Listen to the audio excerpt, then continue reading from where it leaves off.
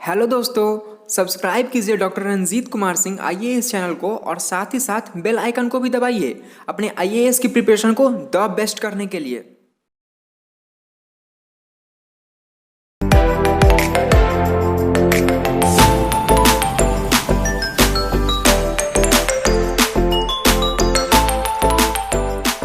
Archaeological evidences, पुरातात्विक साक्ष्य से प्राप्त पता चलता है हमें इस सभ्यता के बारे में। हालांकि we have some written evidence of this civilisation, हालांकि हमारे पास कुछ लिखित साक्ष्य इस सभ्यता के हैं, but we are unable to read, किंतु हम लोग पढ़ने में सक्षम नहीं है। इसीलिए इस सभ्यता को आद्य ऐतिहासिक सभ्यता कहा जाता है। This civilization is called proto historic civilization. Proto historic Sindhu घाटी सभ्यता को आद्य ऐतिहासिक सभ्यता कहा जाता है। Indus valley civilization is known as proto historic civilization. आद्य ऐतिहासिक सभ्यता, आद्य ऐतिहासिक सभ्यता कहा जाता है। इसे क्या कहा जाता है? Proto historic. प्रोटो हिस्टोरिक, तो प्रोटो हिस्टोरिक मीन्स कि we have some written evidence, हमारे पास कुछ लिखित साक्ष्य हैं लेकिन उसको पढ़ा नहीं जा सका है। तो there are some written evidence from Indus valley civilization but we are unable to read, so it is kept in proto historic period. इसे आद्य ऐतिहासिक सभ्यता में रखा जाता है। तो सिंधु घाटी सभ्यता की जानकारी के स्रोत में मैंने बताया था, पुरातात्विक साक्ष्य मिले हैं, नगर नियोजन, नियोजित शहर के साक्ष्य मिले हैं, यानी शहर जो था नियोजित था, प्लांट टाउनशिप था। इस सभ्यता में विशाल स्नानागार लगभग सभी स्थानों से मिलते हैं। हालांकि स्नानागार, बाथ प्लेस मिलता है लगभग सभी जगह से। सबसे बड़ा स्नानागार, विशाल स्नानागार मोहनजोदड़ो से प्राप्त होता है। इसके अलावा अन्नागार भी, धान्यागार भी, अनाज रखने के गोदाम भी लगभग सभी जगह से मिलते हैं, लेकिन सबसे बड़ा धान्यागार जो है मोहनजोदड़ो से प्राप्त होता है। जो सबसे बड़ी इमारत भी है इंडस वैली सिविलाइजेशन की, जो सबसे बड़ी इमारत, जो लार्जेस्ट बिल्डिंग है, that is grain godowns, granary, तो वो धान्यागार है। इसके बाद कांसे की नर्तकी मिली है, ये भी मिला है मोहनजोदड़ो से। पाशुपति शिव का साक्ष्य मिला है मोहनजोदड़ो से। एक मुहर मिली है जिसकी पहचान पाशुपति शिव के रूप में की गई थी। मुहरें मिली हैं, मुहरों से पता चलता है कि इस सभ्यता के जो निर्माता, इस सभ्यता के जो संचालक थे, जो इस सभ्यता को रूल कर रहे थे, they were traders and crafters, वे शिल्पी और व्यापारी लोग थे। और इस सभ्यता से एक श्रृंगी पशु की एक मुहर मिलती है, एक श्रृंगी यूनिकॉर्न का, जो माना जाता है कि यह एक पवित्र पशु था। इससे दाढ़ी वाले एक साधु को बियर्ड प्रिस्ट का एक मूर्ति मिलती है मोहनजोदड़ो से ही। इसके अलावा डॉकयार्ड के साक्ष्य मिले हैं, गोदीबाड़ा मिला है, जो बताता है कि कहीं ना कहीं जो समुद्री व्यापार होते थे, जो मैरिन ट्रेडिंग होती थी, तो ये गोदीबाड़ा का साक्ष्य मिला है लोथल से। और गोदीबाड़ा ये एक्चुअली क्या है ना कि समर सीजन में सूख जाता था, रेनी सीजन में वो भर जाता था। और एक चीज और याद रखेंगे, ये जो लोथल का बंदरगाह था वो ज्वारीय बंदरगाह था, और साथ ही साथ ये सालों भर खुला नहीं रहता था, वर्षा में इसे बंद करना पड़ता था जल जमाव के कारण। और इसी कारण से जो सुतकागेंडोर वाला बंदरगाह है वो सालों भर खुला रहता था। ये सब हम लोगों ने कल डिस्कस कर लिया है। तो in last class we have discussed the introduction of Indus valley civilization, Sindhu घाटी सभ्यता के का परिचय एक देखा था कि ये इस सभ्यता का विकास किस क्षेत्र में हुआ। ये हम लोगों ने देख लिया था पिछले क्लास में कि इसका विकास जो हुआ भारतीय उपमहाद्वीप में हुआ 2350 से 1750 ईसा पूर्व के मध्य। इसका नाम सिंधु घाटी सभ्यता, Indus valley civilization is also known as Harappan civilization, इसको हड़प्पा सभ्यता भी कहा गया। और यहाँ पर कुछ पूर्व की संस्कृति थी, जिसमें झोब संस्कृति, नाल संस्कृति, क्वेटा संस्कृति, कुल्ली संस्कृति और सोथी संस्कृति, ये पूर्व हड़प्पा संस्कृति है। और कुछ लोग मानते हैं मेसोपोटामिया के प्रभाव में इस सभ्यता की स्थापना हुई। It was established by the Mesopotamian people, Mesopotamia के लोगों के द्वारा इसकी स्थापना हुई, जो तर्कसंगत नहीं है क्योंकि दोनों सभ्यता में बहुत सारी अंतर हैं। और कुछ लोग मानते हैं ईरानी बलूची संस्कृति से इसका विकास हुआ, तो ये माना जा सकता है कि पश्चिमी क्षेत्र में इसका विकास इसी तरह से हुआ। और इन इंडियन रीजन, जो भारतीय भूभाग, जो प्रेजेंट रीजन है, in this region it's native development, मतलब नेटिव इन्फ्लुएंस में इसका डेवलपमेंट हुआ, इसका देसी प्रभाव में इसका विकास हुआ। डेट मीन्स कि from the ancient civilization it was developed, प्राचीन सभ्यता से इसका विकास हुआ। तो we are studying Indus valley civilization, हम लोग सिंधु घाटी सभ्यता पढ़ रहे हैं। और सिंधु घाटी सभ्यता से संबंधित तो सबको पता है, भारतीय भूभाग में, इन इंडियन सब कॉन्टिनेंट, भारतीय भूभाग में जो पहली शहरी सभ्यता थी, first urban civilization was Indus valley civilization. Any doubt? कोई डाउट नहीं है। हम लोग आगे बढ़ते हैं। तो पहली बात तो ये, जिन्होंने पहले कल की क्लास नहीं की उन्हें भी कोई दिक्कत नहीं होगी। ये तो आप लोगों को पता है कि प्राचीन भारत में, in ancient India, an urban civilization was found, एक शहरी सभ्यता प्राप्त होती है। It was the first urbanization in India, यह पहला शहरीकरण था, भारत में पहला शहरीकरण था। जब शहर का विकास हुआ, टाउनशिप्स वेयर डेवलप्ड, टाउनशिप का विकास हुआ, ये पहला शहर था। और ये पहला शहर कौन था? वो हड़प्पा था। पहला शहर कौन था? हड़प्पा था। तो हड़प्पा प्रथम शहर था जिसका विकास हुआ। तो यहां इस शहर के बारे में हम लोगों ने कैसे जाना, कैसे पता चला इस शहर के बारे में, या इस सभ्यता के बारे में हमें कैसे पता चला? तो इससे संबंधित कुछ जो सोर्सेस हैं उस पर हम लोग चर्चा करते हैं। एट फर्स्ट इन 1826, सबसे पहले 1826 में चार्ल्स मैसन ने इस सभ्यता की जानकारी दी। लिखते चलेंगे, लिखेंगे। हेडिंग क्या था? सिंधु घाटी सभ्यता। पिछले क्लास में लिख चुके हैं। जिन्होंने नहीं लिखा, जो जिनकी पहली क्लास है, तो वो हेडिंग दे देंगे, इंडस वैली सिविलाइजेशन, सिंधु घाटी सभ्यता। जो हमारा चैप्टर है वो है सिंधु घाटी सभ्यता, Indus valley civilization. It is also known as Harappan civilization. इसे हड़प्पा काल भी कहा जाता है, क्योंकि हड़प्पा पहला स्थल है जिसकी खुदाई से इस सभ्यता के बारे में जानकारी प्राप्त हुई। Harappa was the first site through which we come to know about this civilization, so this period is also called Harappan period. तो इसे हड़प्पा काल भी कहा जाता है। तो we are studying Indus valley civilization, हम लोग सिंधु घाटी सभ्यता पढ़ रहे हैं। First question, first point will be, पहला पॉइंट क्या लिखेंगे? 1826 में, इन 1826 लिखिए। इन 1826, 1826 ईस्वी में चार्ल्स मैसन ने इस सभ्यता की जानकारी दी। 1826 में, इन 1826 चार्ल्स मैसन, 1826 में चार्ल्स मैसन ने इस सभ्यता की जानकारी दी। Information about this civilization was given by Charles Mason. Charles Mason. तो this information about this civilization was given by Charles Mason. Charles Mason के द्वारा इस सभ्यता के बारे में जानकारी दी गई। क्लियर? पहला पॉइंट क्लियर। 1826 ईस्वी में, इन 1826 इस सभ्यता की जानकारी चार्ल्स मैसन ने दी। चार्ल्स मैसन ने इस सभ्यता की जानकारी दी। लिख लिया कि Charles Masson had given the information about this civilization. अब एक चीज और याद रखिएगा, तो ये जो क्षेत्र था, यह क्षेत्र कौन सा था? भारतीय उपमहाद्वीप का पश्चिमोत्तर भाग, यानी कि भारत पाकिस्तान के बीच वाला area.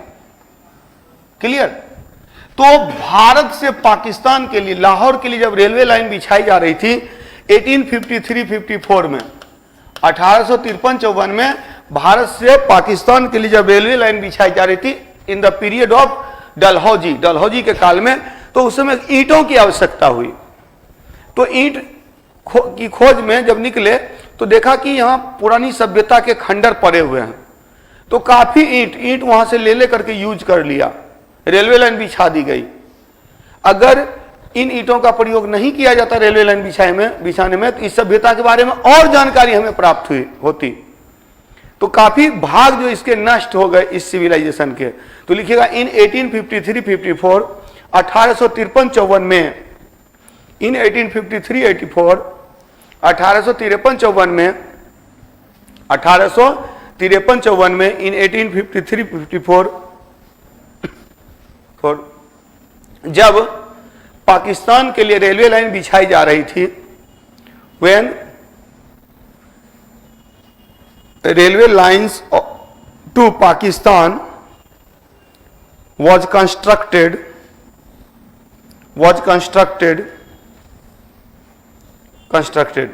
bricks of this civilization were used. Bricks of this civilization were used.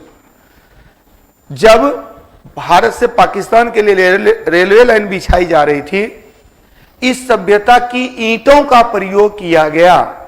इस सभ्यता की ईंटों का प्रयोग किया गया।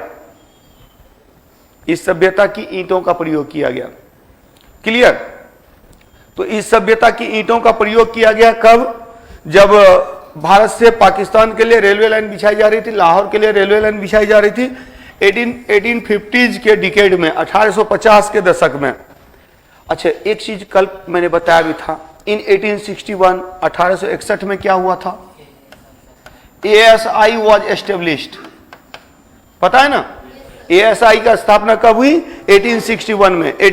आर्कियोलॉजिकल सर्वे ऑफ इंडिया, भारतीय पुरातत्व सर्वेक्षण की स्थापना कब हुई? 1861 में। Who became the head? Alexander Cunningham. Alexander Cunningham became the head of ASI। लिखाया भी है लास्ट क्लास में। तो Cunningham was the head of ASI and so he visited the Harappan sites. जब चार्ल्स मैसन ने इस सभ्यता की जानकारी दी और ईंट यहां से प्राप्त किया गया, तो धीरे धीरे चर्चा में आई कि यहां एक सभ्यता के खंडर हैं। तो फिर कनिंघम महोदय गए। कनिंघम महोदय ने 1872-73 के अबाउट में इस एरिया की विजिट की, इस एरिया का दौरा किया। तो लिखिएगा 1872-73 ईस्वी में, इन 1872-73 1872-73 ईस्वी में, इन 1872-73 कनिंघम महोदय ने Cunningham visited Harappan sites. Cunningham महोदय ने हड़प्पा क्षेत्र का दौरा किया। हड़प्पा क्षेत्र का दौरा किया। तो 1826 में चार्ल्स मैसन ने इसकी जानकारी दी। 1852-53-54 में रेलवे लाइन बिछाते हुए इस सभ्यता की ईंटों का प्रयोग किया गया। कनिंघम महोदय ने इस क्षेत्र का दौरा किया। तो 1872 में इस क्षेत्र का दौरा किया, हड़प्पा क्षेत्र का दौरा किया। तो Cunningham visited this Harappan sites. इसके बाद आप लोगों को बताया था कल मैंने, 1904 में sir John Marshall became the head of ASI। इन 1904 1904 में सर जॉन मार्शल कनिंघम के जगह पर सर जॉन मार्शल आ गए। Sir John Marshall became the head of ASI। ASI के हेड बन गए, आर्कियोलॉजिकल सर्वे ऑफ इंडिया के। And under the guidance of sir John Marshall के निर्देशन में Harappa sites were excavated. Harappa क्षेत्रों की खुदाई की गई। Excavation was done in Harappa and Mohenjo-daro in 1921 in Harappa and in 1922 in Mohenjo-daro. Excavation was done. उत्खनन कार्य किए गए, खुदाई किया गया। किसकी खुदाई? हड़प्पा की खुदाई कब हुई?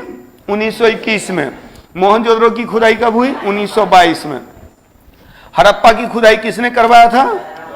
दयाराम साहनी ने हड़प्पा की खुदाई करवाया। और मोहनजोदड़ो की खुदाई किसने करवाया? राखल दास बनर्जी ने। और under the guidance of whom? Sir John Marshall. Under the guidance of sir John Marshall. Sir John Marshall के निर्देशन में, under the guidance of sir John Marshall, excavation was done in Harappa in 1922 by Dayaram Sahni के द्वारा उत्खनन करवाया गया, खुदाई करवाई गई। किसके द्वारा? दयाराम साहनी के द्वारा हड़प्पा की, और मोहनजोदड़ो की राखलदास बनर्जी। दोनों को गाइड कर रहे थे sir John martial was the director, वो हेड ऑफ ASI। इसके बाद लेटेस्ट अगर देखेंगे तो 1960 से 90 के बीच में जो सबसे जो लेटेस्ट प्लेस है वो धौलावीरा है। और अभी हरियाणा में एक जगह है भिरडाना में 2014 में भी खुदाई से हड़प्पा सभ्यता के कुछ साक्ष्य मिले हैं। हड़प्पा सभ्यता के कुछ साक्ष्य भिरडाना में मिले हैं, 2014 में भी मिले हैं। और नया जो भी डाटा रहेगा करंट अफेयर से रिलेटेड अगर कुछ नया आ गया तो उसको भी आपको ध्यान में रखना है। तो यहां याद रखेंगे कि भारतीय भूभाग में यानी 1990 के दशक के आसपास 1990-91 में जो खुदाई हुई थी धौलावीरा की, तो भीरडाना से पहले लेटेस्ट जो साइट था जिसकी खुदाई करवाई गई, एक्सकावेशन करवाया गया, वो धौलावीरा था। धौलावीरा, और धौलावीरा जो है, धौलावीरा कहां? गुजरात में धौलावीरा। अभी तक माना जा रहा था कि धौलावीरा सबसे बड़ा स्थल है।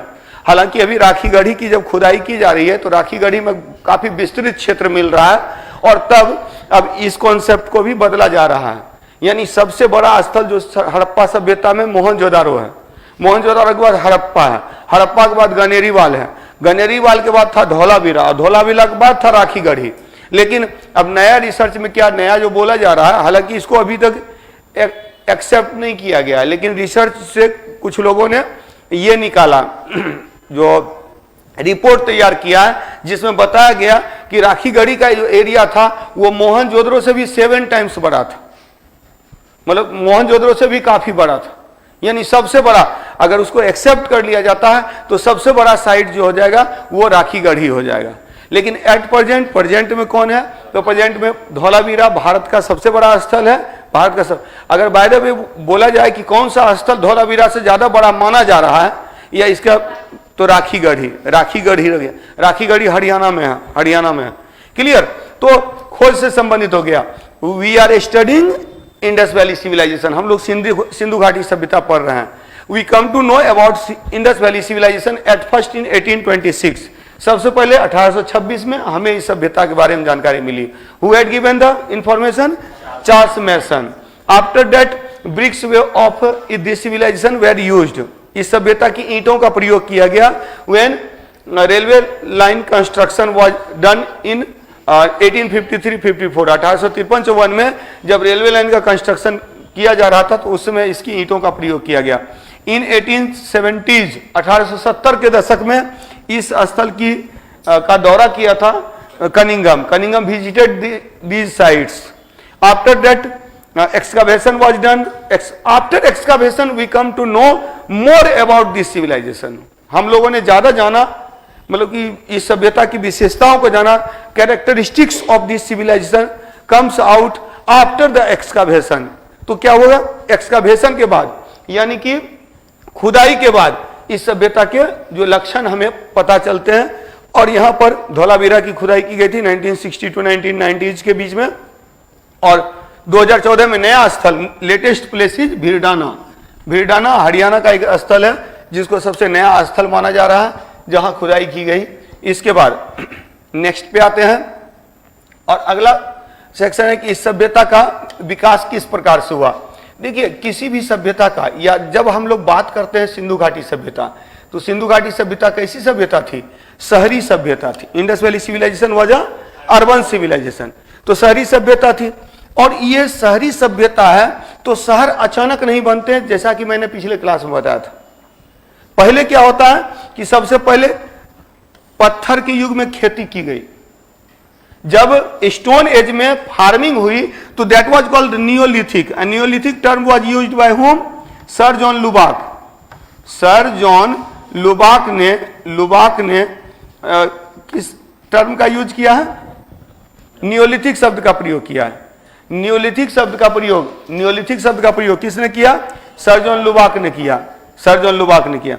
इसके बाद याद रखेंगे कि आफ्टर नियोलिथिक, नवपाषाण के बाद क्या होता है? ग्रामीण संस्कृति का विकास होता है। जब खेती हुई तो लोगों ने अस्थायी रूप से रहना शुरू किया, और तब ऐसे में क्या हुआ? गांव का विकास हुआ। ये गांव ही हड़प्पा के पहले, before Harappa villages were found, before the township of Harappa villages were found। Harappa के शहर के पहले उस एरिया में गांव पाए गए, and those were called pre Harappan period. तो उसको प्राक हड़प्पा बोलते हैं, प्री हड़प्पा बोलते हैं। प्री हड़प्पा में क्या? ग्रामीण संस्कृति, स्पेशली देखिएगा कालीबंगा, आमरी, और सबसे इंपॉर्टेंट जो है, इसी में मैंने बताया था कि एक संस्कृति है जो इस सभ्यता संबंधित है, वो है सोथी संस्कृति। सोथी संस्कृति की खोज किसने किया था? अमलानंद घोष ने। Sothi culture was discovered by Amalanand Ghosh and Sothi संस्कृति क्या है? प्री हड़प्पन कल्चर है। हड़प्पा पूर्व संस्कृति है। सोथी संस्कृति कहां पाया गया? राजस्थान क्षेत्र में। And Amalanand Ghosh discovered this site. Amalanand Ghosh ने इस क्षेत्र की खोज की। And DP Agrawal told that the urban Harappan civilization is developed from the rural Sothi culture. तो यह कह सकते हैं कि सोथी संस्कृति, ग्रामीण सोथी संस्कृति का ही नागरिक रूप urban form of rural Sothi culture is Indus valley civilization. तो ग्रामीण सोथी संस्कृति का नागरिक रूप सिंधु घाटी सभ्यता, नगर वाला रूप सिंधु घाटी सभ्यता है। It was told by DP Agarwal. DP Agarwal ने यह कहा था। DP Agarwal and it was discovered by Amalanand Ghosh. Amalananda Ghosh के द्वारा इसकी खोज की गई थी, कोई डाउट नहीं। तो प्राक हड़प्पा, प्री हड़प्पा। अब आते हैं हम लोग प्रोटो हड़प्पा पे, आदि हड़प्पा पे। यानी कि ये ग्रामीण है, इसमें क्या है ना, शहरी लक्षण आने लगे लेकिन कंप्लीट नहीं आए। मतलब जस्ट बिफोर हड़प्पा के परिपक्व हड़प्पा के शहरों के विकास होने से पहले शहर के बनने की जो पृष्ठभूमि होती है उसको प्रोटोफॉर्म कहते हैं, उसको आद्य हड़प्पा कहते हैं। तो जहां जहां परिपक्व हड़प्पा है वहां वहां आद्य हड़प्पा है, वही विकसित हुआ तो परिपक्व हड़प्पा का विकास हुआ। और तब उत्तर हड़प्पा है, लेटर हड़प्पा की हड़प्पा सभ्यता के अंत के बाद भी बोला जाता हड़प्पा सभ्यता का अंत हो गया, लेकिन हड़प्पा सभ्यता का अंत नहीं हुआ, इसके शहरी चरण का अंत हुआ। शहर समाप्त हो गए। हड़प्पा सभ्यता के बाद भी सभ्यता पाई गई। Civilization was were found after Indus valley civilization, that means के after urban form of civilization. तो जो शहरी रूप सिंधु घाटी सभ्यता का है उसके बाद भी कुछ ग्रामीण संस्कृतियां प्राप्त होती हैं, that were called post Harappan period, post Harappan culture. और तब अगर यहां टाइम पीरियड को डिसाइड करेंगे तो आप लोग को पता है ना 7000 ईसा पूर्व में खेती की गई थी, 7000 बीसी में। तो 7000 बीसी से 3500 बीसी तक का जो पीरियड है इसको नियोलिथिक बोलते हैं, नियोलिथिक। 3500 बीसी में क्या हो गया था कि तांबा की खोज हो गई थी, तांबा की खोज हो गई थी। या यहां से कह सकते हैं 3500 बीसी टू, या कहीं कहीं यहाँ 5000 बीसी भी दिया रहता है, 5000 बीसी दिया रहता है, तो 5000 बीसी भी यहाँ कर सकते हैं। तो 7000 बीसी में नियोलिथिक है। नियोलिथिक से क्या होता है, फिर ग्रामीण संस्कृति का विकास होता है। और ग्रामीण संस्कृति जो है ये 3500 से होता है लगभग 2500 तक, 3500 टू 2500। ये 2500 से ये 2350 बोला जाता है, और ये 2350 से 1750 बीसी। अलग अलग बुक में अलग अलग है। और ये आफ्टर 1750 बीसी, 1750 ईसा पूर्व के बाद। एक्चुअली इसको याद नहीं करना है, जस्ट मैं बता रहा हूं कि इस तरह से डिवाइड कर सकते हैं 7000 से 1750 तक। लेकिन मेन जो टाइम पीरियड आपको याद रखना है वो 2350 से 1750 जो परिपक्व अवस्था है, जिसकी जानकारी कार्बन 14 पद्धति से भी होती है, कार्बन 14 मेथड से भी पता चलता है कि परिपक्व अवस्था कब है। 2350 से 1750 है परिपक्व अवस्था, कब से है 2350 से 1750। कोई डाउट नहीं ना। इसके बाद हम लोग आगे बढ़ते हैं तो हड़प्पा सभ्यता के विकास के चरण। अब यहां देखिएगा सिंधु घाटी सभ्यता, सिंधु घाटी सभ्यता का जो अगला जो क्षेत्र है, इस क्षेत्र के बारे में कुछ पॉइंट्स याद रखेंगे तो लिख लीजिएगा, लिखिएगा। सिंधु घाटी सभ्यता, सिंधु घाटी सभ्यता, इंडस वैली सिविलाइजेशन। सिंधु घाटी सभ्यता का विस्तार त्रिभुजाकार क्षेत्र में था। सिंधु घाटी सभ्यता का विस्तार त्रिभुजाकार क्षेत्र में था। Indus valley civilization was expanded in triangular shape was expanded in triangular shape, त्रिभुजाकार आकृति में। मैंने मैप भी दिखाया था, अगर मैप आप लोग को याद हो तो यहां इस तरह से है कि ये सिंधु घाटी सभ्यता का जो विकास हुआ है वो किस क्षेत्र में हुआ है? पश्चिमोत्तर भारतीय उपमहाद्वीप में। तो ये इस सभ्यता का आप देखिएगा, ये इस तरह से ट्रायंगुलर शेप में, त्रिभुजाकार आकृति में, ये पाकिस्तान और भारत वाले क्षेत्र में त्रिभुजाकार आकृति में इस क्षेत्र का देखिए। एक तो है क्या? ट्रायंगुलर, क्या है? त्रिभुजाकार। दूसरा क्या है? तो दूसरा है इसमें, दूसरा आप देखेंगे तो इस सभ्यता का जो विकास हुआ वो हुआ त्रिभुजाकार क्षेत्र के अलावा 12,99,600 किलोमीटर स्क्वायर इसका टोटल क्षेत्रफल है। तो लिखिएगा इस सभ्यता का क्षेत्रफल, लिखिए area of the civilization is, इस सभ्यता का क्षेत्रफल area of the civilization is 12,99,600 kilometre square, 12,99,600 वर्ग किलोमीटर है, 12,99,600 वर्ग किलोमीटर है, 12,9600 किलोमीटर स्क्वायर। तो 12,99,600 किलोमीटर स्क्वायर है। क्लियर? तो इस सभ्यता का विस्तार। इसके बाद लिखिएगा इसकी लंबाई उत्तर से दक्षिण, from north to south its length is 1100 kilometre. उत्तर से दक्षिण इसकी लंबाई, उत्तर से दक्षिण इसकी लंबाई 1100 किलोमीटर है तथा पूरब से पश्चिम इसकी लंबाई 1600 किलोमीटर है, 1600 किलोमीटर। ठीक है? तो 1600 किलोमीटर, 1600 किलोमीटर, 1600 किलोमीटर पूरब से पश्चिम, यानी पूरब से पश्चिम अधिक लंबा है। ईस्ट टू वेस्ट, पूरब से पश्चिम 1600 किलोमीटर, उत्तर से दक्षिण 1100 किलोमीटर। कोई डाउट नहीं ना? ये याद रखेंगे, ये ट्रायंगुलर शेप में है। और याद रखेंगे कि सबसे नॉर्दर्न प्लेस जो है, सबसे उत्तरी क्षेत्र जो है, इसको आप ऐसे करके भी लिख सकते हैं। जो सबसे उत्तरी स्थल है ना, ये मांडा है। सबसे नॉर्दर्न प्लेस क्या है? मांडा, जम्मू कश्मीर में। सबसे साउदर्न में है दैमाबाद, दैमाबाद सबसे साउथ में, दैमाबाद या भगत राव। एक बार यूपीएससी का पूछा हुआ क्वेश्चन है जिसमें दैमाबाद ऑप्शन में नहीं था, तो भगत राव गुजरात में पड़ता है। भगत राव गुजरात में पड़ता है और दैमाबाद महाराष्ट्र में पड़ता है। सबसे वेस्टर्न में सूतका गेंडोर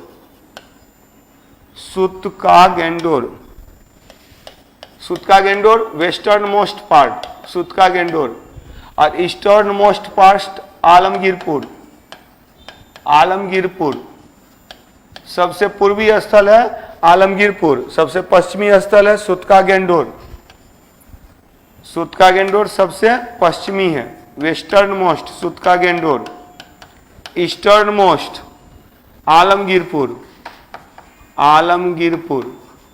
आलमगीरपुर की जगह पर कहीं कहीं हुलास भी दिया रहता है, कंफ्यूज मत कीजिएगा, दोनों मेरठ में ही है। और हुलास, तो साउदर्न और जो ईस्टर्न है इसमें डबल है, दो है, ऑब्लिक में करके, आइदर आलमगीरपुर और हुलास, आइदर दैमाबाद और Bhagat Rao. Some scholars accept that, कुछ विद्वान मानते हैं कि सिंधु घाटी सभ्यता का दक्षिणी विस्तार, southern expansion of Indus valley civilization up to Gujarat only, केवल गुजरात तक था। And so they accept that Bhagatrav is the southern most place, और वो लोग मानते हैं कि भगतराव सबसे दक्षिणी स्थल है। लेकिन अधिकांश बुक में देखिएगा Daimabad accepted at the southern most place, तो दैमाबाद को सबसे दक्षिणी स्थल माना गया, या इट इज इन महाराष्ट्र, या महाराष्ट्र में है। क्लियर? तो we are studying Indus valley civilization, it was found in Indian subcontinent in the western northern part of Indian subcontinent. तो हम लोग सिंधु घाटी सभ्यता पढ़ रहे हैं, जो भारतीय उपमहाद्वीप के पश्चिमोत्तर क्षेत्र में प्राप्त होता है। इसकी जो आकृति है वो त्रिभुजाकार है, इसकी आकृति त्रिभुजाकार है। इसका जो कुल क्षेत्रफल है 12,99,600 वर्ग किलोमीटर है। इस उत्तर से दक्षिण इसकी लंबाई 1100 किलोमीटर है, पूर्व से पश्चिम इसकी लंबाई 1600 किलोमीटर है। Total area 12,99,600 kilometre square. Northern most place is, सबसे उत्तरी स्थल मांडा है। Southern most place is Daimabad, western most place is Sutkagendor and eastern most place is Alamgirpur. All the sites are found on the bank of some rivers. किसी न किसी any river, किसी न किसी नदी के किनारे इस सभ्यता का विकास हुआ। सब में आता है, जैसे मांडा चिनाब नदी के किनारे है, जैसे दैमाबाद है, ये प्रवरा नदी, ये इसकी शाखा है, गोदावरी की एक शाखा नदी है, उसके किनारे है। जैसे सुतका-गेंडोर की बात करेंगे तो दास्क नदी के किनारे है, दास्क रिवर के पास है। आलमगीरपुर की बात करेंगे तो हिंडन नदी के किनारे है। तो ये सारे किसी न किसी रिवर के on the bank of some rivers, किसी न किसी नदी के किनारे हैं, और उसके बारे में हम लोग आगे भी पढ़ेंगे। तो अभी ये याद रखेंगे कि these are the sites, Harappan sites. Clear, दिमाग में बैठ गया पूरी तरह से? ठीक है, आगे बढ़ा जाए तो आप देखेंगे तो सिंधु घाटी सभ्यता का क्षेत्र यही यहाँ लिखा हुआ है। क्षेत्रफल कितना है? 12,99,600 वर्ग किलोमीटर एरिया। लंबाई उत्तर से दक्षिण है 1100 किलोमीटर, पूर्व से पश्चिम है 1600 किलोमीटर, और इसकी आकृति कैसी है? त्रिभुजाकार है, ट्रेंगुलर शेप। क्या है? ट्रेंगुलर है। क्लियर। इसके बाद आप देखेंगे, इसके बाद इस सभ्यता का सबसे जो उत्तरी स्थल है, सबसे उत्तरी स्थल मांडा है, सबसे दक्षिणी स्थल दैमाबाद या भगतराव है। दैमाबाद, यहाँ दैमाबाद होना चाहिए, वैमाबाद लिखा हुआ है, गलत लिखा हुआ है, तो दैमाबाद होना चाहिए। तो सबसे जो दक्षिणी स्थल है वो क्या है? दैमाबाद। दैमाबाद सबसे दक्षिणी स्थल दैमाबाद है, और वैमा नहीं होगा, दैमाबाद होगा, वो याद रखेंगे, अभी तो लिखा ही दिया है। सबसे पूर्वी स्थल आलमगीरपुर या हुलास है। सबसे उत्तरी स्थल मांडा है, जम्मू कश्मीर में। तो ये इसके साइड्स हैं। इसके बाद देखते हैं हड़प्पा काल की कुछ प्रमुख विशेषता है। कुछ प्रमुख विशेषताओं को हम लोग देख लेते हैं कि हड़प्पा काल की क्या विशेषताएं हैं, प्रमुख विशेषताएं। इन विशेषताओं के बारे में देख लिया जाए तो हड़प्पा काल की कुछ प्रमुख विशेषताएं तो लिखिएगा। तो हड़प्पा कालीन प्रमुख विशेषता क्या है? यह आद्य ऐतिहासिक है। यह कैसा है? आद्य ऐतिहासिक है। It was proto historic. दूसरी बात है कि यह शहरी सभ्यता है, यह शहरी सभ्यता है। देखिए, we are studying the characteristics of Indus valley civilization. Sindhu घाटी सभ्यता की क्या क्या विशेषताएं हैं? तो सिंधु घाटी सभ्यता की विशेषताएं तो लिख दीजिएगा कि there are some characteristics of Harappan civilization. Sindhu घाटी सभ्यता की कुछ विशेषता है। नंबर वन आद्य ऐतिहासिक। फर्स्ट वन आद्य ऐतिहासिक। पहला क्या है? आद्य ऐतिहासिक, यानी इसको लिखेंगे प्रोटो हिस्टोरिक। इसको लिखेंगे प्रोटो हिस्टोरिक। आद्य ऐतिहासिक, proto historic. First one proto historic. Second one urban. It was urban civilization. यह एक शहरी सभ्यता थी, शहरी सभ्यता थी। Third one bronze age. तो यह कांस्य युगीन सभ्यता है। Fifth one planned township. इस सभ्यता में प्लान्ड टाउनशिप था, यानी कि नियोजित शहर थे, नगर नियोजन था। और ये क्या है? मैटरनल सोसाइटी है। मैटरनल सोसाइटी मातृसत्तात्मक समाज है। दैट मीन्स कि mother is the head of society. That means कि rule of the lady, rule of the women was found in this civilization. इस सभ्यता में अनुमान लगाया जाता है। देखिए, सिंस चूंकि यह एक प्रोटो हिस्टोरिक है, आद्य ऐतिहासिक सभ्यता है, इसीलिए हम लोग केवल अनुमान के आधार पर ही इस सभ्यता के बारे में जानते हैं। इस सभ्यता के बारे में हमारे पास कुछ भी लिखित स्रोत नहीं है, इसीलिए हम लोग इस सभ्यता के बारे में जानते हैं। किससे जानते हैं? तो इस सभ्यता के बारे में जानते हैं फ्रॉम द आर्कियोलॉजिकल सोर्सेस। पुरातात्विक स्रोत से जानते हैं। It was a urban civilization, यह एक शहरी सभ्यता थी। इस सभ्यता में कई शहर प्राप्त होते हैं, यह एक शहरी सभ्यता थी। इसके बाद यह कांस्य युगीन है, तो लोग तांबा और टीन को मिलाकर कांसा बनाना जानते थे। कॉपर और plus tin is equal to bronze.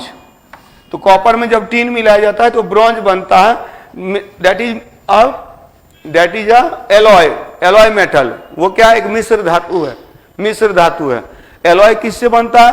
तो जब टू और more than two metals are mixed, जब दो या दो से अधिक जो है धातु मिलाए जाते हैं तो मिश्र धातु बनते हैं।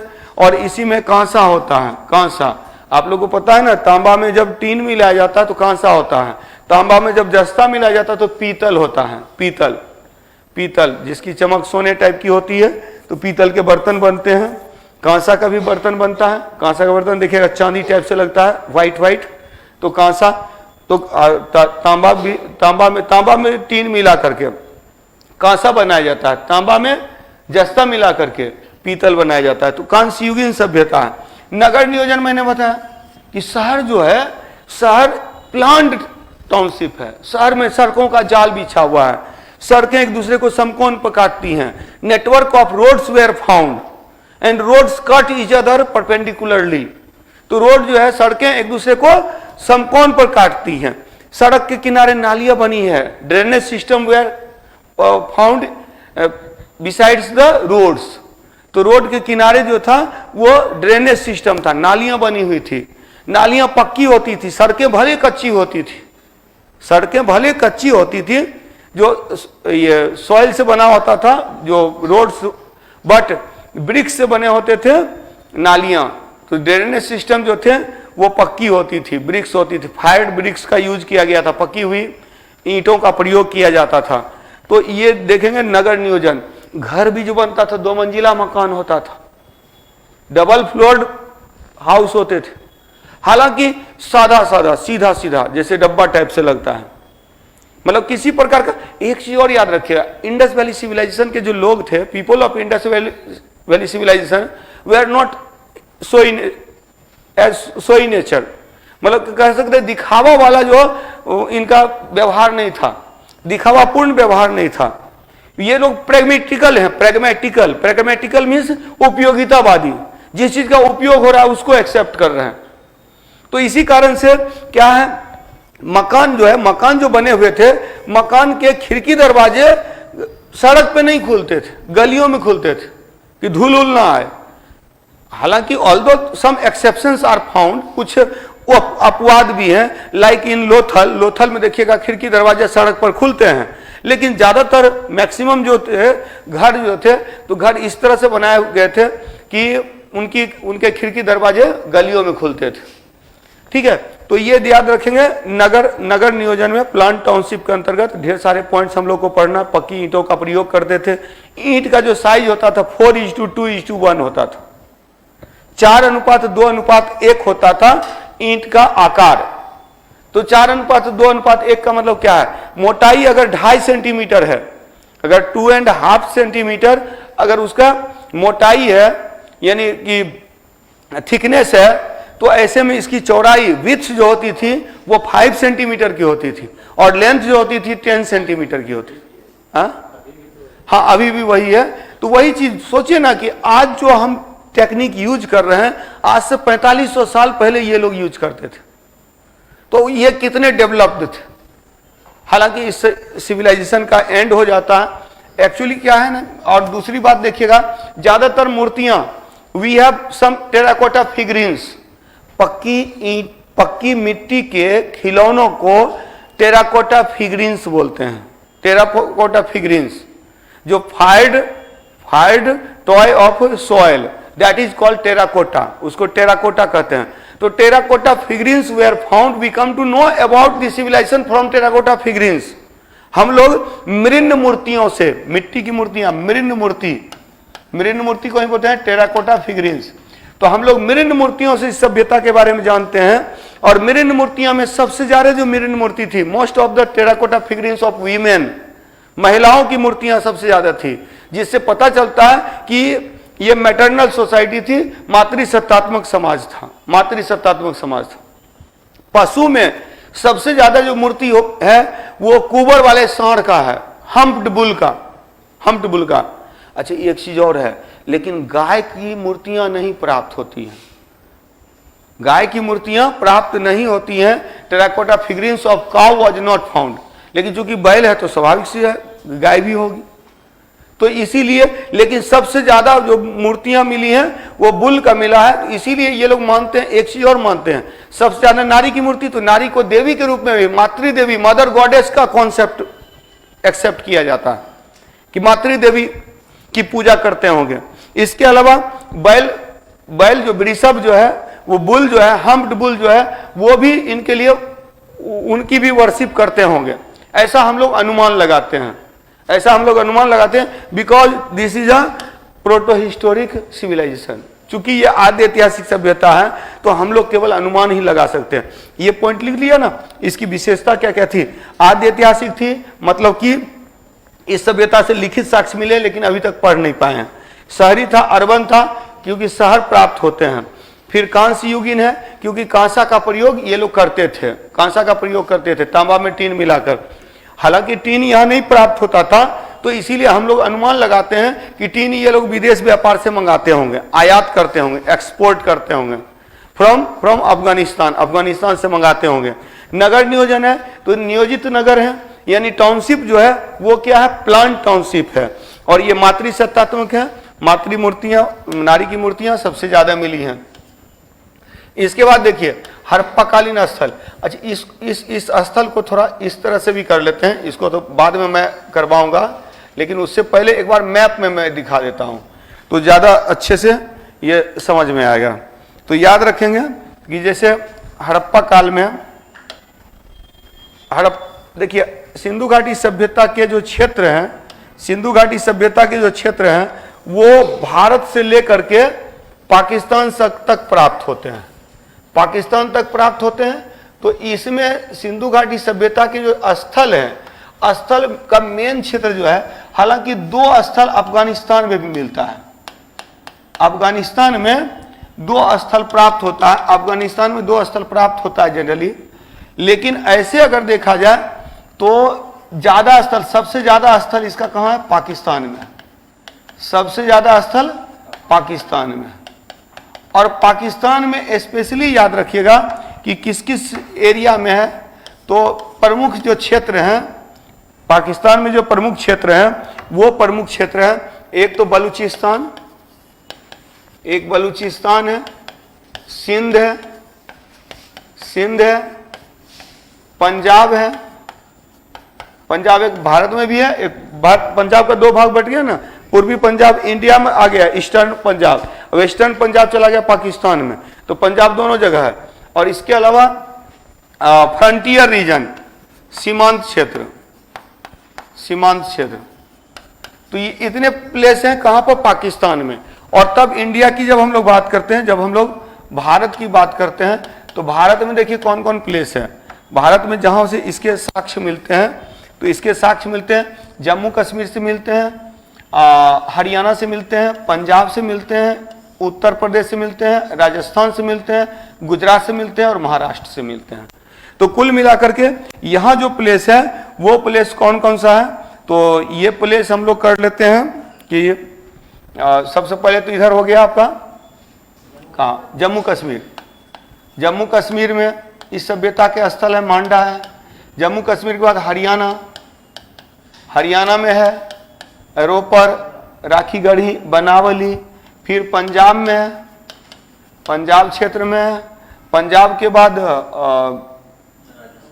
उत्तर प्रदेश, उत्तर प्रदेश में। फिर राजस्थान में, राजस्थान के बाद गुजरात में, और गुजरात के बाद महाराष्ट्र में। तो महाराष्ट्र में एक ही स्थल है दैमाबाद। इतने प्लेसेस है जहां पर कि पाए जाते हैं। इसमें भी याद रखिएगा कि जो गुजरात है, गुजरात में 2 एरिया है। एक होता है कच्छ का रण और एक है काठियावाड़ का पठार, काठियावाड़ का पठार। तो काठियावाड़ के पठार पे और कच्छ के रण में, तो इतने क्षेत्र हैं। इसी के अंतर्गत आप देखेंगे जो सबसे पॉपुलर जो क्षेत्र है, जो सबसे पॉपुलर एरिया है, यानी कि जैसे जम्मू कश्मीर में है तो एक ही स्थल है मांडा, एक वाला जितना, हरियाणा में तो ढेर सारे हैं, पंजाब में पाकिस्तान पंजाब में है एक यहाँ रोपड़ है पाकिस्तान पंजाब में है, और उसके बाद इधर जो है वो रोपड़ है, यानी यहाँ है आपका मांडा, यहाँ है आपका पंजाब में रोपड़, हालांकि बाड़ा और संघोल भी है। उत्तर प्रदेश में जो है यह आलमगीरपुर है। एक एक पॉइंट को मैं बता भी दे रहा हूं, लिखा भी दूंगा, आलमगीरपुर या हुलास है। इसके बाद राजस्थान में एकमात्र स्थल है कालीबंगा है। और उसके बाद इधर अगर देखते सीमांत क्षेत्र में देखिएगा तो गनेरीवाल है। पंजाब वाले क्षेत्र में यहाँ हड़प्पा है, जो पाकिस्तान पंजाब में है। सिंध और बलूचिस्तान में ढेर सारे स्थल हैं। सबसे ज्यादा स्थल सिंध में, पाकिस्तान में सिंध में प्राप्त होता है, और भारत में सबसे ज्यादा स्थल गुजरात में प्राप्त होता है। गुजरात में याद रखिएगा कच्छ के रण में धौला, देसलपुर, सुरकोटरा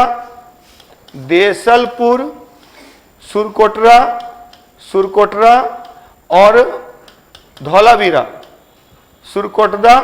धौलावीरा, ये 3 प्लेस हैं जो कच्छ के रण में हैं।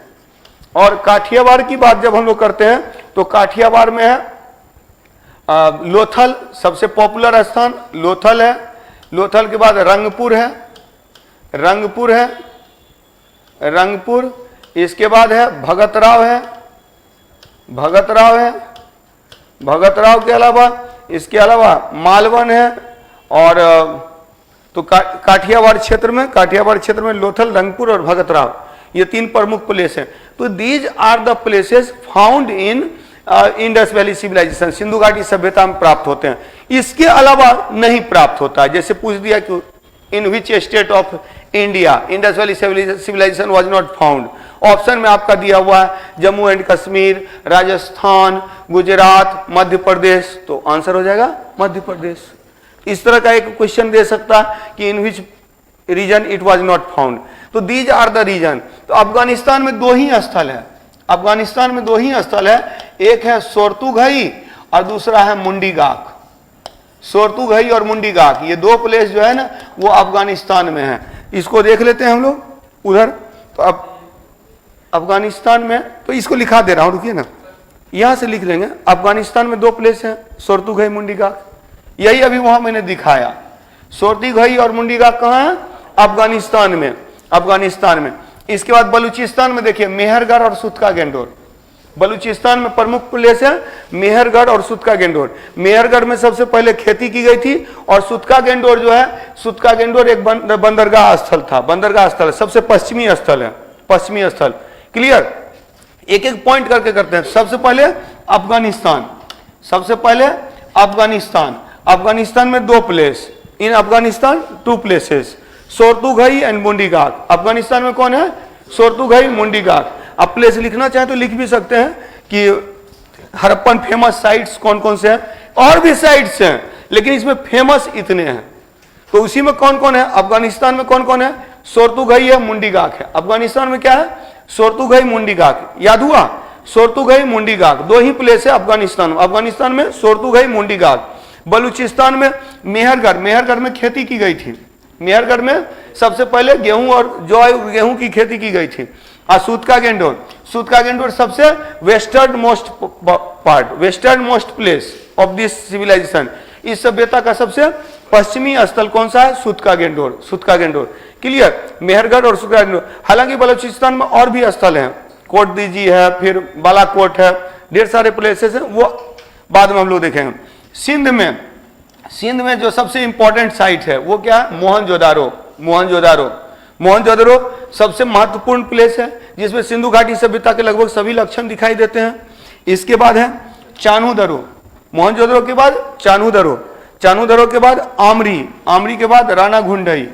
ये सब प्लेसेस कहाँ है? सिंध में कौन कौन प्लेस है? मोहनजोदड़ो, चानूदरो, आमड़ी, राणा घुंडई। राणा घुंडई से घोड़े के दांत मिले हैं, राणा घुंडई से घोड़े के दांत मिले हैं, घोड़े के दांत।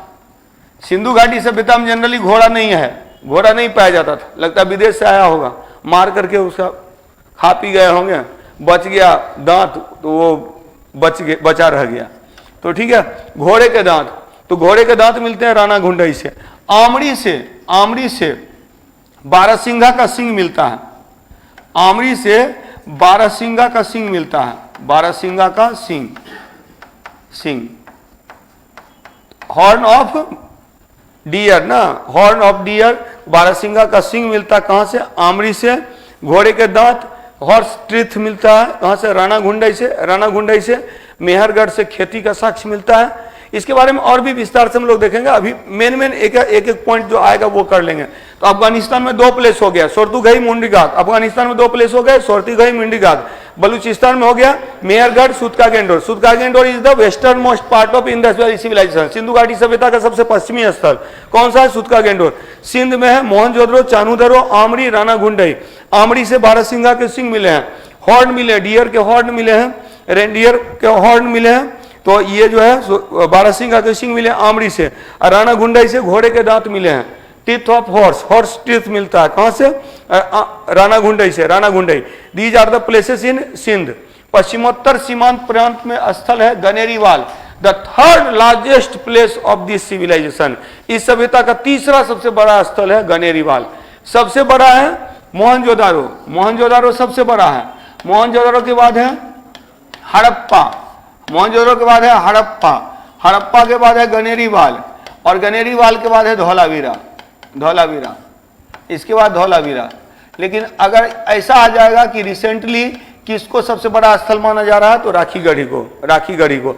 ऐसे ये मैं तो गनेरीवाल कहाँ है? पश्चिमोत्तर सीमांत क्षेत्र, western frontier region, western northern frontier region, western northern frontier reason.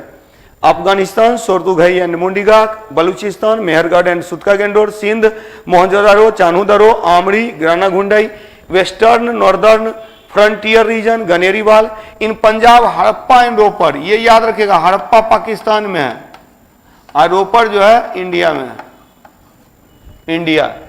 आदमी के साथ कुत्ते को दफनाने का साक्ष्य रोपर से मिलता है।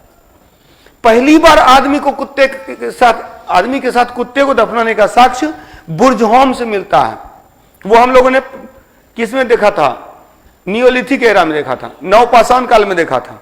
यहां क्या, इन हड़प्पन पीरियड, हड़प्पा काल में dog burial system with human being, dog burial system with human being. तो कुत्ते के साथ, मतलब आदमी के साथ कुत्ते को दफनाने का साक्ष्य, dog burial system with human being. तो मानव के साथ कुत्ते को दफनाने का साक्ष्य कहां मिलता है? तो वो मिलता है रोपर से, रोपर से, रोपर से। हरियाणा में स्थल है बनावली, राखीगढ़ी, कुनाल। कुनाल से चांदी का मुकुट मिला है, चांदी का मुकुट, सिल्वर क्राउन, सिल्वर क्राउन। तो सिल्वर क्राउन कहां मिलता है? कुनाल से, कुनाल से। कुनाल में चांदी का मुकुट मिलता है। तो ये एक पॉइंट जो मैं बता रहा हूं, आमड़ी से बारहसिंगा के सिंग मिले हैं, घोड़े के दांत मिले राणा घुंडई से, फिर आदमी के साथ कुत्ते को दफनाने के साथ रोपर से मिलता है। कुनाल में चांदी का मुकुट मिला है। चांदी का प्रयोग करने वाले हड़प्पा वाले पहले व्यक्ति थे। हड़प्पा वासियों ने ही सबसे पहले चांदी का प्रयोग किया था। इसके बाद जम्मू कश्मीर में स्थल कौन है? मांडा, चिनाब नदी किनारे मांडा। गंगा यमुना दोआब में कौन है? Alamgirpur Hulas. Eastern most point of, eastern most site of Indus valley civilization, Ganga Yamuna Doab. Doab English में दोआब को दोआब ही बोलते हैं, DOAB, दोआब, दो नदियों के बीच का क्षेत्र। ये फर्टाइल लैंड होता है, between two reverse fertile land is found which is called Doab, जिसको दोआब कहते हैं। तो गंगा यमुना दोआब में आलमगीरपुर हुलास है। राजस्थान में कालीबंगा, राजस्थान में कालीबंगा, कालीबंगा से जुते हुए खेत मिलता है, प्लॉड फील्ड, जुते हुए खेत, जुते हुए खेत। तो एक फील्ड मिला है जो प्लो किया हुआ है, जुता हुआ है। तो ploughed field was found in Kalibanga, Kalibanga. और गुजरात में स्थल है लोथल, रंगपुर, धौलावीरा। लोथल, रंगपुर, धौलावीरा। हालांकि और कुछ प्लेस याद रखिएगा, सुरकोटरा याद रखिएगा। गुजरात में ही एक स्थल है सुरकोटरा। क्या है? सुरकोटरा। सुरकोटरा, उसी को सुरकोटडा भी बोलते हैं, सुरकोटरा। यहां से घोड़े की अस्थियां मिली है। Generally horse was a unknown animal for Indus valley civilization. Sindhu घाटी सभ्यता के लिए सिंधु घाटी सभ्यता के लोगों को घोड़े की जानकारी नहीं थी, लेकिन घोड़े का साक्ष्य कुछ जगहों से मिलता है। सुरकोटरा से घोड़े की अस्थियां प्राप्त होती हैं। क्लियर? तो और उसके बाद महाराष्ट्र में है दैमाबाद। दैमाबाद सबसे दक्षिणी स्थल है, दक्षिणी स्थल। कुछ दिमाग में गया कि कहां कहां? अफगानिस्तान। सुरकोटडा इन गुजरात में सुरकोटडा है। और गुजरात में जो है ये सुरकोटडा से घोड़े की अस्थियां मिली हैं। अस्थियां मतलब bones of horse, bones of horse. तो घोड़े की अस्थियां मिलती हैं कहां से? सुरकोटरा से मिलती है, सुरकोटरा से। Clear? These are the sites, these are the important sites of Indus valley civilization. Sindhu घाटी सभ्यता के ये प्रमुख स्थल हैं। कुछ गया दिमाग में? थोड़ा थोड़ा ही जाना चाहिए, ज्यादा जाएगा वो भी दिक्कत है, ज्यादा नहीं जाना चाहिए। अब हम लोग करते हैं नेक्स्ट। अब यहां देखिए, इसमें अभी मैं बता रहा था कि इसमें देखिए गुजरात जो है, गुजरात में दो साइट्स हैं, दो प्लेस हैं। जो गुजरात की जो स्थिति है ना, टाइम हो गया, तो गुजरात में देखिएगा ये जो गुजरात वाला जो एरिया है ना, गुजरात वाला दो एरिया है। एक तो यहां पर ऊपर में कच्छ का रण है, दलदली एरिया है, कच्छ का रण है, ये कच्छ का रण है, एक कच्छ का रण है ऊपर वाला एरिया, ये वाला एरिया। और ये वाला जो एरिया है ना, नीचे वाला जो एरिया है, नीचे वाला जो एरिया है, ये पठारी इलाका है, इसको काठियावाड़ का पठार बोलते हैं। कच्छ का रण ऊपर में है और नीचे काठियावाड़ का पठार है। तो कच्छ के क्षेत्र में, कच्छ के रण में देसलपुर, सुरकोटडा और धौलावीरा है। जबकि काठियावाड़ वाला जो एरिया है, इसमें रंगपुर, लोथल, भगतरा, मालवन, प्रभास पाटन। मालवन अभी का सूरत है और प्रभास पाटन अभी का सोमनाथ है। तो ये प्लेसेस गुजरात में है। यानी भारत में सबसे ज्यादा जो साइट्स पाए गए, कहां पाए गए? गुजरात में। तो maximum sites in Indian region were found in Gujarat. तो भारत में सर्वाधिक स्थल कहां प्राप्त होते हैं? गुजरात में प्राप्त होते हैं। गुजरात में भी दो भाग है, ऊपरी भाग है कच्छ का रण, निचला भाग है काठियावाड़ का पठार। ऊपरी भाग जो नॉर्दर्न पार्ट है कच्छ का रण, Rann of Kutch, RANN, Rann of Kutch, Kutch का रन है। रन मीन्स दैट मीन्स की मार्सी लैंड रीजन, दलदली एरिया है, दलदली एरिया है। तो उसमें क्या है? Desalpur, Surkotada, Dholavira, these are the places. और काठियावाड़ में कौन है? रंगपुर, भगतरा, प्रभास पाटन। रंगपुर, लोथल, भगतरा, मालवन, प्रभास पाटन, ये प्लेसेस है काठियावाड़ क्षेत्र में। क्लियर? तो ये अब सिंधु घाटी सभ्यता के निर्माता कौन थे? Who were the founder of Indus valley civilization? तो सिंधु घाटी सभ्यता में 5 प्रकार की मानव जातियां मिलती हैं।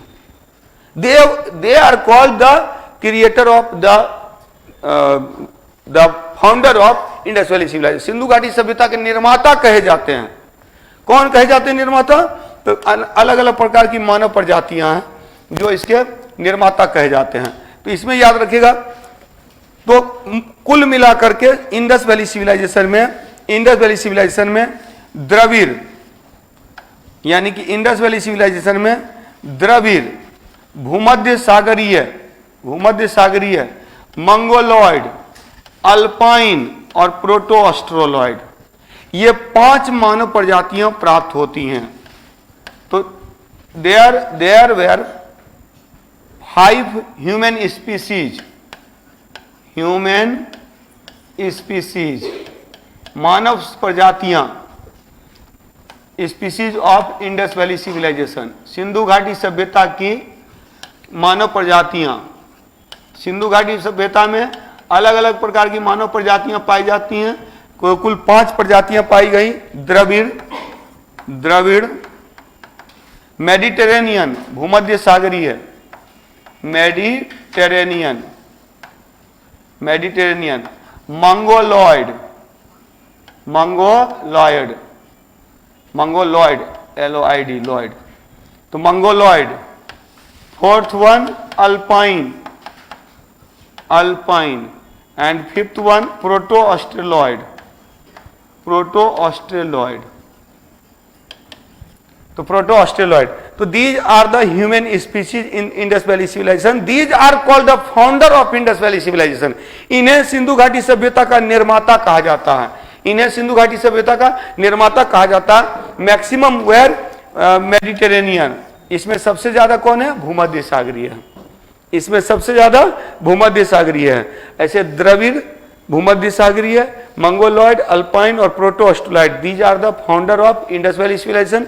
ये सब सिंधु घाटी सभ्यता के निर्माता कहे जाते हैं। इसमें सबसे ज्यादा संख्या में कौन थे? भूमध्य सागरीय थे, इसमें सबसे ज्यादा संख्या में भूमध्य सागरीय थे। और याद रखिएगा, अफ्रीकन निग्रिटो पर, African Negrito, African Negrito, Negrito या निग्रो प्रजाति जो होता है ना, जो अफ्रीकन निग्रो जो होते हैं, नेग्रिटो ह्यूमन स्पीसीज और they are not found in Indus valley civilization. African Negrito प्रजाति सिंधु घाटी सभ्यता में नहीं प्राप्त होता है। तो अफ्रीकन निग्रिटो प्रजाति के लोग यहाँ नहीं थे। ये एक पॉइंट याद रखना है, पूछा हुआ क्वेश्चन है कि which one of the following human species were not found in Indus Valley civilization। Sindhu घाटी सभ्यता में निम्नलिखित में से कौन सी मानव प्रजाति नहीं प्राप्त होती है?